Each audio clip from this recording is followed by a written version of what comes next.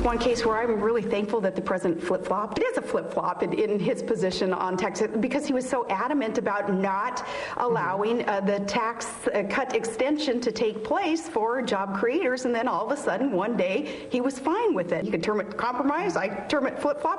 In my playbook tonight, Sarah Palin's snarky backhanded compliment of President Obama over extending the Bush tax cuts makes it look like she's gearing up for a White House run.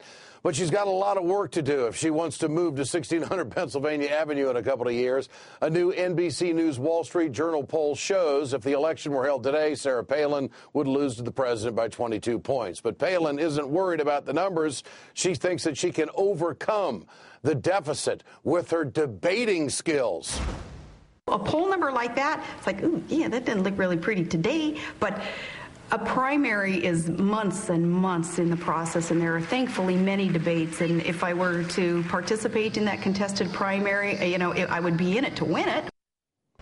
For more, let's bring in radio talk show host Mike Papantonio, nationally syndicated Ring of Fire radio host. Well, Mike, here she is calling President Obama a flip-flopper on the tax cuts when everybody's been talking compromise. Does she have a clue?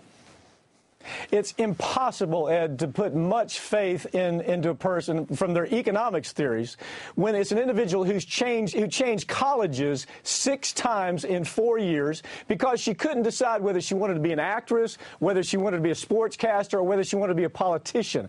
She talks about Obama flip-flopping. Again, changed colleges 6 times in 4 years. But here's what's important to me, Ed. If you listen carefully to what she talks about with her economic policy, when you listen to her almost incoherent rants, what she's upset about is that her billionaire friends who put her in this national position to begin with aren't going to get their estate tax cuts that they wanted. The corporations that are already paying zero, that they're not getting enough cuts from the Republicans and Democrats. Look, when big money donors like the Heritage Foundation and this Council for, I think it's called Council for National Policy, forced Sarah Palin on John McCain to run as a candidate, they demanded something. They demanded that Sarah Palin be their lapdog and be their voice. So for them, it's a single issue. It's greed, it's money, it's money, it's money. They don't want to pay inheritance taxes at all. This is a nonstop media offensive. Is she running?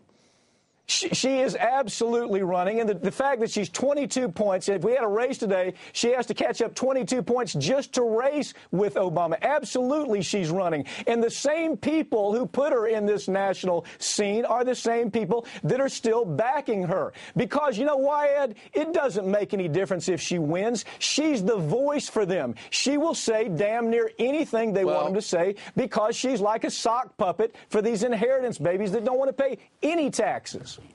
You know, it's interesting that she is not giving any cover whatsoever to the Republicans who voted for this tax compromise bill, the Obama tax cuts. What do you make of that? She's already made her choice. She understands there's there's no place for her in establishment Republican Party. The people who backed her to begin with think that she's a real contender for some breakaway party. Every time she talks about her own party being a weak party, her own party not understanding economics, every time we see her attack her own party, it's because she really does believe she's going to be a serious breakaway candidate, and the Looney Tunes on the teabagger side that have been out in the streets are going to come to her aid in the end. The truth is, Palin has become the crazy queen, and she can't change that image between now and the next election, I can promise you. Mike Papantonio, always a pleasure. Great to have you with us tonight. Thanks so much.